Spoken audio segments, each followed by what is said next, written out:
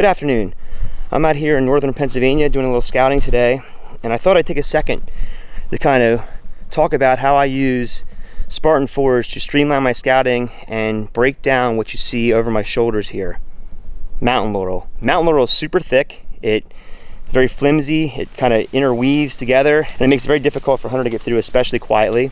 Deer do like to use it, especially the edges of it, and that's actually what I look for with aerials and things. What I like to do is I'll bring up Spartan Forge and I'll switch to lambda mode, and then I will look for the aerials that were taken in either fall, winter, or early spring. The goal is to remove all the leaves overhead so I can better see the forest floor and the laurel patches below. Mountain laurel does not lose its leaves in the wintertime, so it'll show up on your aerials as green, dark green, sometimes gray or even black if it's super thick. And what I look for then on those laurel patches is any kind of edge. A lot of times the longer the better. The reason is deer will hit those edges and then they'll walk them, travel them, because it's a path of least resistance. Also, they have cover readily available if there's danger. They can pop into that laurel or pop out. So that's what I'll start looking for. I'll look for any kind of edge. If you can find areas that are almost like a runway where you have two edges in conjunction that kind of run parallel to each other, especially if two edges kind of neck down, almost form like an hourglass. That pinch point is often a really great ambush point to sit on crosswinds, winds kind of cutting across that edge. If you can find areas where your laurel edge ties in with other edge habitat, like where I'm in right now, I'm in a swamp, a swampy bottom, and you can see the mountain laurel kind of running the edge of this swampy bottom. Where two edges tie together is often a really good spot where sign and deer activity is concentrated. So where mountain laurel edges tie in with swamps, clear cuts, any kind of different habitat like hemlock groves, overgrown fields, crop fields, food plots, all those places where those edges kind of tie together. The more edges, the better for concentrating activity. So I'll try to identify them and I'll drop pins. I'll then switch Spartan Forge over to topography mode. We all know how deer use topography to travel through areas. And if I can find places where the topography encourages deer activity, and then I find that those same places coincide with laurel edges, they kind of work together, that kind of really amplifies opportunities for having a good spot. Things to look for in the topography, would be points, ridge lines, saddles, benches, bottoms.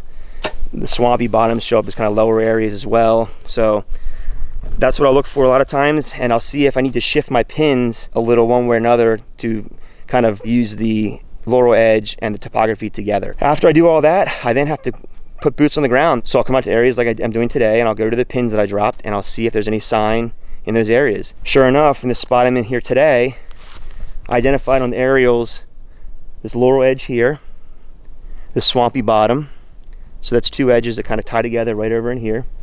And then you can't really see it, but the reason this laurel is here and ties in this bottom is actually some elevation. There's maybe a 15-foot elevation change, kind of a small ridge line that kind of comes in right over here, and that kind of also should concentrate deer activity in this area. So I'm coming into this right now, and sure enough, right here, coming right off that elevation change and kind of along this laurel edge, we got a deer trail right here, and then just off this deer trail right here, we have a scrape right there. Actually, it's been worked fairly recently. We got some rain last night, so maybe a couple days ago. There's a licking branch in that hemlock tree there. You can see maybe in the camera 15 yards, another trail coming off that elevation change. You kind of see it there, the increased elevation, and then this low area here, and a trail coming off it here and off it here, and this laurel edge doing this.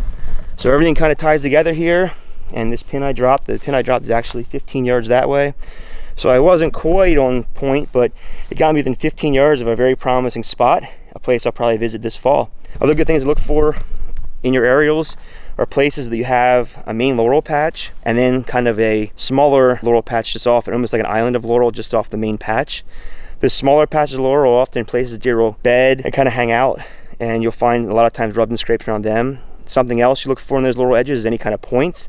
If you see that laurel edge going for a ways and a kind of a point pop out, those points often encourage bedding, and you'll find rubs and scrapes there, beds on the very tip. Because the mountain laurel is often so thick and really difficult to get through quietly, it's often good to find areas where hiking trails, logging roads, maybe gas or power lines. I often find it's better to just stick with the edges and avoid going deep into laurel patches, because you will not get in there quiet, and the deeper you go in, you often make things worse.